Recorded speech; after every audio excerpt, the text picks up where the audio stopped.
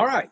So we're here this morning at Locust Grove. I'm here with Kim Broyles, and Kim and I are going to talk together a little bit about missions, about the work that God has, has called us to and allowed us to be a part of. And so we're here on this we're here on this Wednesday morning, out here on the sidewalk, and we're trying to keep social distancing, but I am really. I think this conversation is important for me and maybe for all of us, Kim, because I don't know about you, but I need to be reminded sometimes how God has already shown up, how God has already worked in our life. And when I look back at missions from Locust Grove perspective, we were talking about Jubilee and entering into that season, which God showed up in that tremendously. But, we were dreaming the dream. And then we got this open door. Paul prayed for open doors, and yet we received open doors with missions. We got this chance to go to Guatemala. And I know you went on that initial exploratory kind of a trip. So how did that come about? Because I want the backstory, because for the next few weeks, we're going to get to see this conversation that happened and occurred with folks who are on the ground in Guatemala, our friends there. So, but how did that happen? So in the background, just so you'll know, you got a tractor coming by and cars. So this is real time now. This is no polish. This is authentic. And so, but yeah, how did that happen, Kim?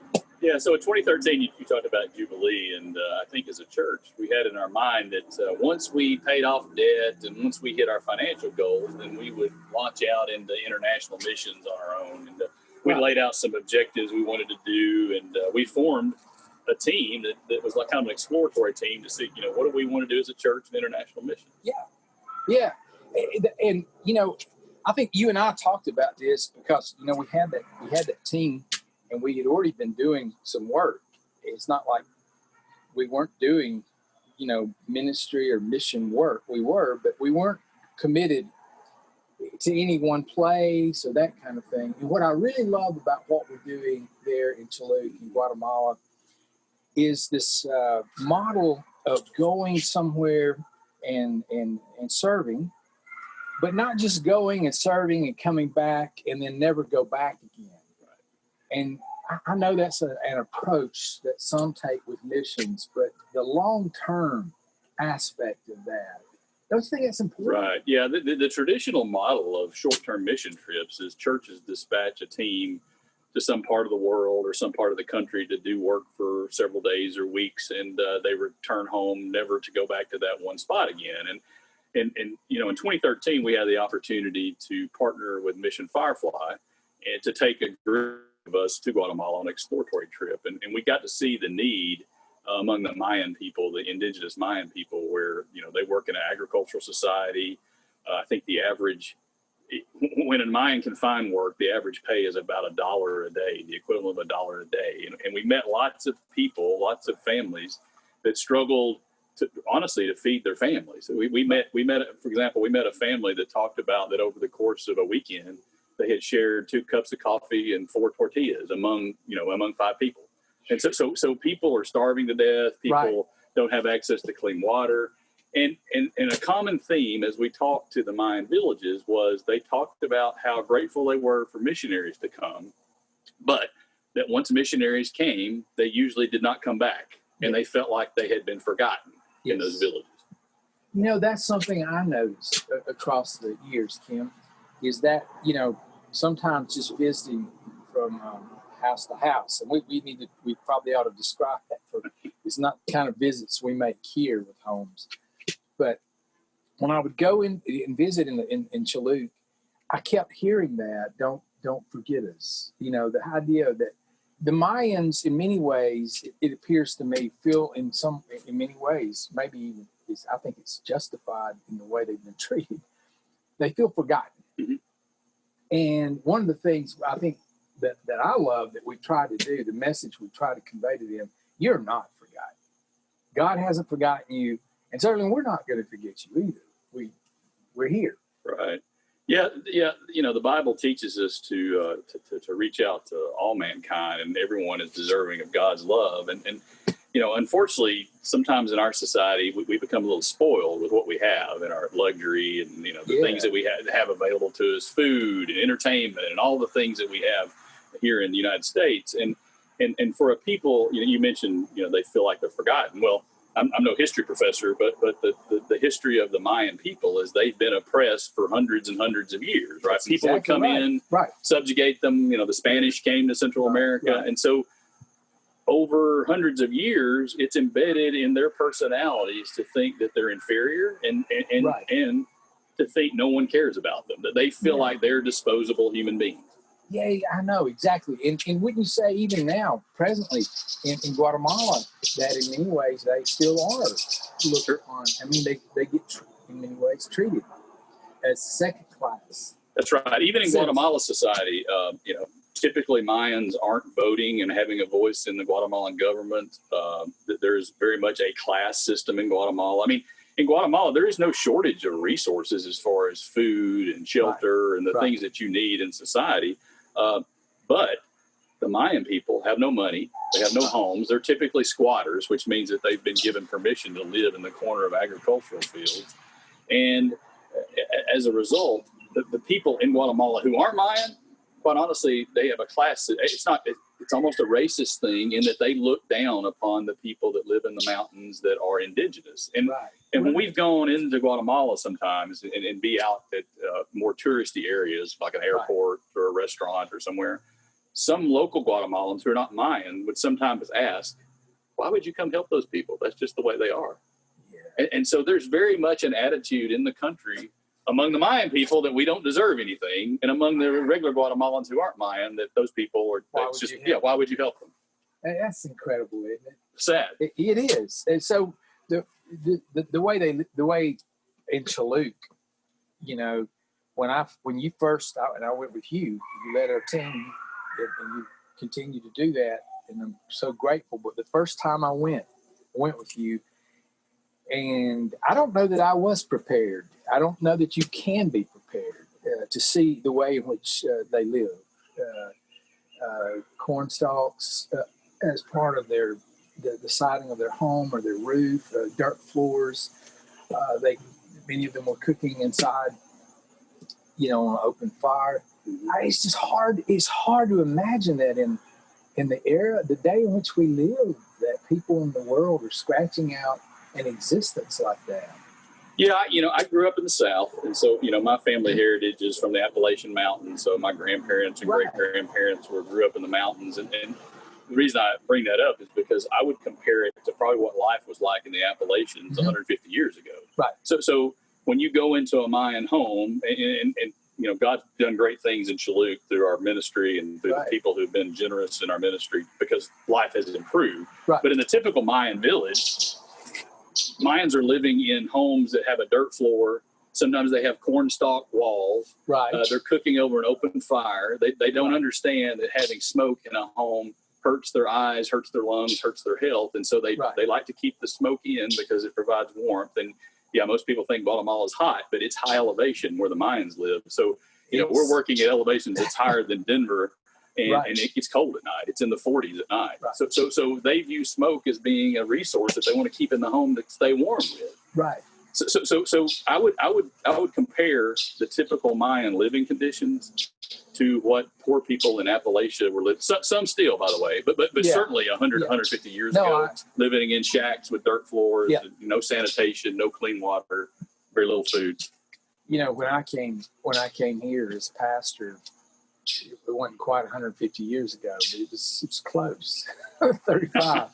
There were I made home visits here in homes where people still had dirt floors. I made some visits like that, but it was rare. And you know, I don't know, in this country, I know it's not always true. It's not. You know, you sometimes it's false assumption that there's a safety net for folks. it's not always there. But I'm telling you what I've seen in my ends, there is no even, you don't have to second guess that. There's no safety. If they get sick or can't work, somebody goes hungry, right? Yeah, typically in a Mayan home, and this is something that, our American mentality, we have a hard time identifying with it because we think that we should plan and save, and plan for education, plan for career, plan for my family. But in the Mayan mindset, they don't really plan for tomorrow because all they have to, the number one priority is how do I get food to feed me and my family today? Right. And then tomorrow I'll worry about how do I feed my family tomorrow. Right. And so they don't identify with this idea of why do they need education? Why do they, why should I plan? Because, I don't know that we're going to be alive next week. Yeah, right. Well, if you're trying to just exist today, right, you don't have the energy or the luxury, if you will, to think down the road, right? We discovered in talking to most Mayan families that most families don't know their children's birthdays, right, which seems bizarre to us, in a society where we have balloons and parties and everything. Right. And the reason, we asked a lot of questions, the reason is because almost every Mayan family has had a child die as a baby, right? A baby or toddler. And so it's a way for them not to get attached until they make sure the child is going to live, right, which is a very sad thing. It is a very sad thing. There's a lot of hardship and struggle there, and yet, Kim, and I know those of you going to Guatemala, that the joy that, and this is not fabricated. This is not a fake kind of. This is a genuine sense of. There's a sense of joy, even in the simple things, in the things that you and I take for granted. That's contagious. That I've brought back with me and realized, and it may have something to do with what you were saying about how they can't, they don't think about maybe next year. Now there are challenges there because schooling, education, and planning that's an important thing. But in our culture, most of us can't enjoy this present moment because we're always thinking about what's out there. That we miss this. When I'm there in Chuluc, somehow I'm more present. I'm there. And I think that's a gift they've given, at least me, I think all of us, I think everyone that's been there would say that this is a gift, right? Yeah, I would say that, and you nailed it. We don't slow down enough in our society to appreciate what's going on in the moment. And right, when you go to a place where people don't take for granted where their next meal is going to come from or right, how they're going to live, they do tend to enjoy the small things. And our missionaries will recognize this. We've been going an average of 3 times a year since 2013. So we've seen this many times. A lot of times when we take supplies, they're packed in bubble wrap, right? And so the children will spend hours sitting around. The bubble wrap, when you're a kid, you pop the bubbles on the bubble wrap. Yeah. They loved it, right? I know. Because it's something they've never experienced. And so we've watched Mayan kids play with bubble wrap, Oh, yeah. They might play with that longer than they play with what was inside there. Right. Another story I have for you is, on one of our trips, we try to find things to allow our sponsored village of Chuluc to experience life about things that they don't usually get to do, right? So in a Mayan village, it's all about work and survival. Right.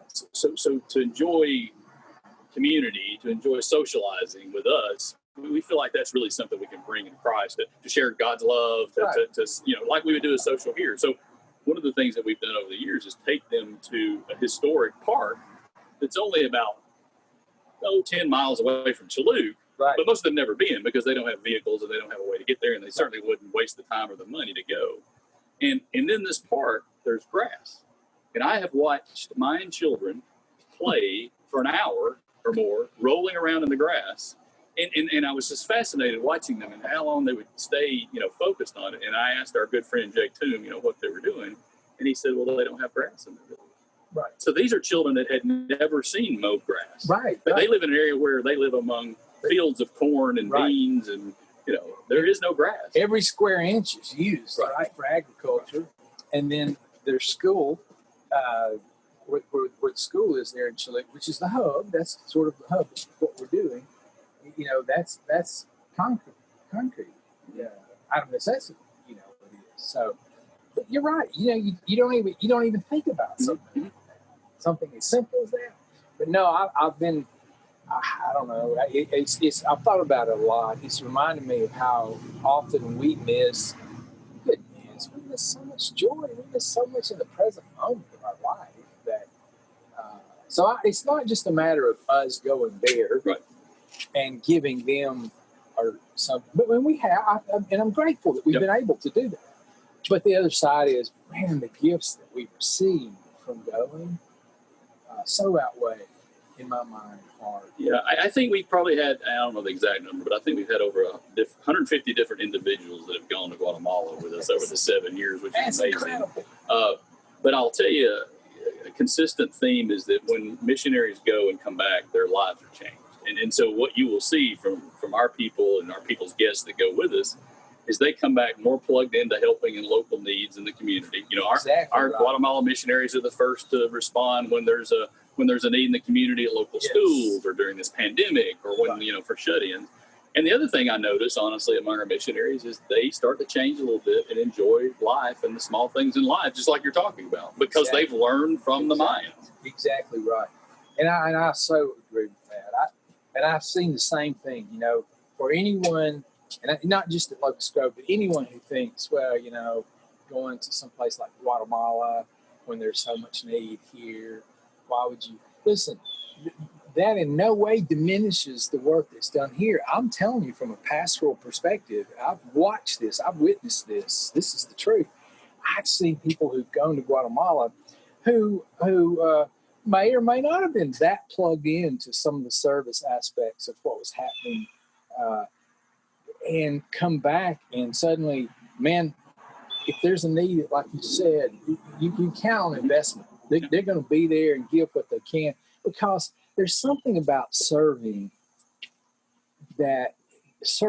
when people are in need. There's something about service itself that not only reminds us why we're on this planet, but it reminds us that we're part of the kingdom, and the one that we follow was the one who laid down his life. And there's something of joy in that when you're doing that. Now, do we get tired on those trips? Yeah. I've seen times when you were laid out on the concrete. You've seen times the first time I went, I hit that wall in the village and had to sit down, and I forgot that we were at such an elevation. Yes. but my soul, the joy that you get from that experience is just, and I would wish that for everyone. And during this pandemic, I think that's an important word. If you're caught up, if you're so, and I get it, we all do. We've all had our moments in this, and it's not over. So, if you're really struggling, feeling down or whatever, find a way to serve. Just find a way to serve someone else. Find a need. It could be a small thing, and see if that doesn't lift your spirits, because I think it does. I know it does.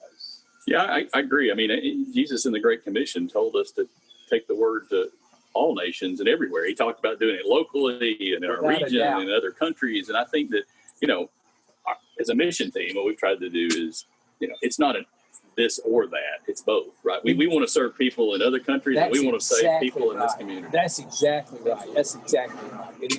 And I think that is a biblical perspective that brings truth and something we ought to all embrace with our life. And it's not that everyone can go. I get that. Not everyone, maybe physically or whatever, they can't.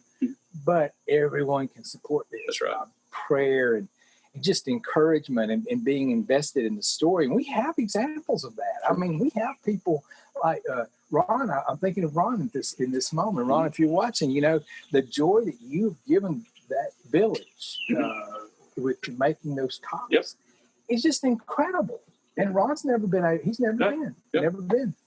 Yep, Ron. And yet he has. His presence is there. He has a footprint there. They have his name. He has, absolutely. I mean, he's made a connection with them. I think that, we talked about when we first started talking about when we first went to Guatemala in 2013, we kept hearing about we were forgotten and never come back. And I think our people came back with a resolve and said, we're not going to let that happen. That's right. So we're going to develop a relationship. And the thing I think that has made our Guatemala mission so fulfilling is that we have treated not just treated, but we've truly developed a kinship, a relationship with the people of Chuluc, Guatemala, as to where we very much look at them as our church family, as our family members. And in a year like this, where we haven't been able to travel, it hurts. It hurts our missionaries, and it hurts the people in Chuluc. Without a doubt. Without a doubt. That's what, hey, look, the relationship aspect of this, one of the great joys of my life as a pastor has been to see this unfold and to know that we've gone somewhere. And I love the model of missions, and I think it's so accurate to go somewhere and not just go. And there are moments in history when you do go, when you go down, if there's some tragedy that occurs, you go serve, and you may not go back there. You may not be, but and that does good, by the way. There's a lot of good done. It does, but long term, to go back, what happens is you become friends that become family, that become brothers and sisters in Christ. And, hey, Chuluc is our family. I mean, that's just the truth of it. And part of this church, they're part of Locust Grove. Yeah, I would say that, when you do short-term mission trips, and it's just an opinion from what I've observed, is you can fall into a trap of making the mission about numbers and projects and how many things do you accomplish. Right. But the beauty of establishing a relationship with a village like Chuluc, when we go, is we learn people's lives. So when we show up, our missionaries say, how's the new baby? Right. Whatever happened with, your uncle? Right. We've seen examples where there are people in Chuluc where we're meeting medical needs, like Jesus is diabetic, and we provide diabetic medication and checkups for him. Josefina, who's dealing with rheumatoid arthritis. And so we meet a lot of physical and medical needs in the village. But I tell you, and you'll see in some of the video interviews we have in the coming weeks, this year has really reminded me that we've been meeting a spiritual need of encouragement, of fellowship, of discipleship with the people. Because when we talk on a regular basis with our partners in Guatemala, with Jake and Jorge and Diana and all the team there, and what they come back to us the majority of the time is not, hey, we need money for this, or so-and-so needs new shoes. Or what they usually come back with is the people miss you.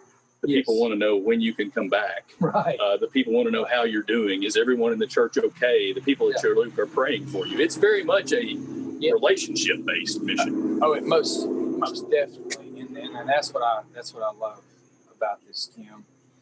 There are a lot of things, and we can talk forever, I know, and I will. I know I will too. But the other side of that is, I love a lot of things about this. But one of the things that I'm so grateful for, and I've taken great joy in, is watching an evolution, a calling in your own life to watch.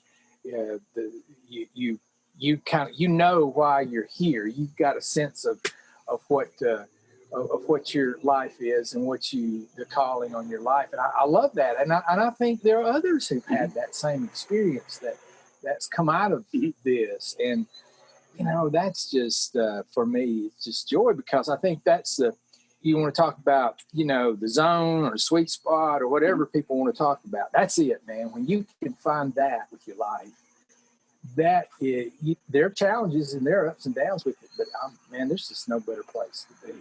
I think, I've come to believe that when we really answer God's call to serve, He really wants us to get out of our comfort zone. Right. And what as a society and as a people and as human beings we're bad about doing is falling into a comfortable groove, right? Where the world is the way we think it is, either politically or financially or, culturally. And then you go somewhere like Chuluc, Guatemala, and you say, well, the world doesn't really, it doesn't matter. To the people in Chuluc, Guatemala, a pandemic doesn't change the fact that they're struggling to eat every day. That's right. An election in the United States doesn't change the fact that they got to figure out how to get medical care and how their child is going to get shoes on their feet. And I think that God really calls us to lean in when we see a need somewhere. I agree. And if we're not careful as Christians, when we have a crisis like we've had in the country the last 6-8 months, we can't become so inwardly focused that we forget that there's still need out there. Exactly. Spiritually, physically, medically. I mean, it's all still going on in Guatemala. Exactly. Well, and the thing is, the whole thing, it's a global pandemic. So they're being impacted, although they are still having to go on. Absolutely. The other side of that, that's such a blessing, is what we're doing here. That technology has allowed us to stay connected, to stay in touch. And that's what the next few weeks, we're going to share interviews, talks that Kim and I have done with our folks who are, and Zach Beeman of Mission Firefly. We're going to have this conversation with folks who are on the ground there in Guatemala. And so you have to stay tuned, because you get a chance to really hear and sense what's happening there in this time in history, and about the work that's happening there. It's I think quite inspiring. And we'll close with this, Kim. Because this has become a theme, I think, and theologically as a Christian, has just meant a lot to me about. And I think you're the one that talked to me first about connect. You see dots that are being connected, relationship here and relationship here, and somehow that gets connected, and then suddenly over here, and before you know it, there's a web. It's just there's a community that gets developed out of that. And we've seen that over and over again in the way God has worked. God is a God who is still creating, connecting, still, and it's emerging. And it's a beautiful thing to behold when you see. I think it strengthens my faith, actually. Me too. I think that, sometimes we can become so... sometimes we forget that we serve a powerful God, right? And if we're willing to just lean in and make ourselves available, he can do some incredible things. And I think, you talked about these video interviews. So we spent the last couple of weeks doing video interviews of the people in Guatemala. And we're doing mission work in an incredible technology time because of cell service in Central America and all the technology with Zoom and iPhones and everything. I mean, we can stay in touch daily with our Mission Firefly partners in Guatemala and send messages, stay on top of needs. And so we've taken advantage of that the last couple of weeks and interviewed all these folks to give you guys an update on what's going on in Guatemala, and to remind you that the need has not gone away in Guatemala. It is a very fulfilling thing that we're doing, a time that we're in. And we can all help. And I so appreciate your time, Kim, and not just time, but your energy and work and your life, the way you've invested yourself.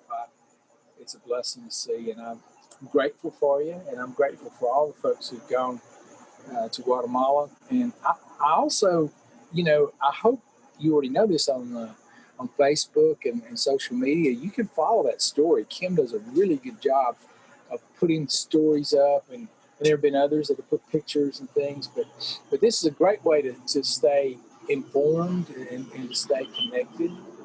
And so I hope you'll do that. And maybe we can share this maybe tonight, this video on the mission page as well.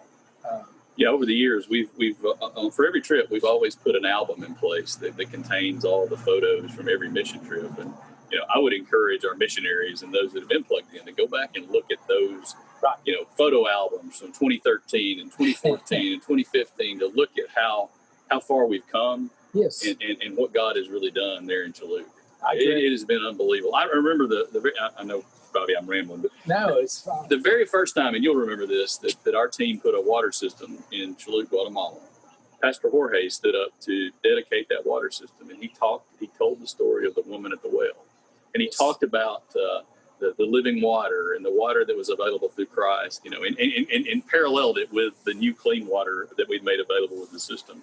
And many, many times I've thought about that story and the similarities between the Samaritan people and the Mayan people and the woman at the well. And so over and over again, that imagery has come up during our mission trip.